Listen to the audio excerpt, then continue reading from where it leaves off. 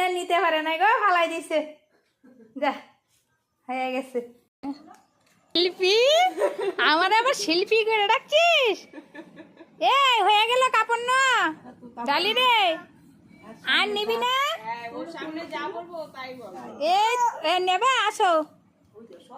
আবার নিতে চলে আসলো কাপড়। দেখো ওর কি ক্ষমতা আছে, কিন্তু ও চেষ্টা করে কাজ করার, খুব বুদ্ধি ওর। টেনে টুনে নিয়ে চলে যাচ্ছে। যা যা যা যা, কত কাজ করতেছে তোমরা দেখো। ডালির কাজগুলি পছন্দ হলে তোমরা অবশ্যই একটা লাইক করবে, কমেন্ট করবে, চ্যানেলটাকে সাবস্ক্রাইব করে আমাদের পাশে থাকবে। মা ঘুমা ফেলে দিয়েছি তাই?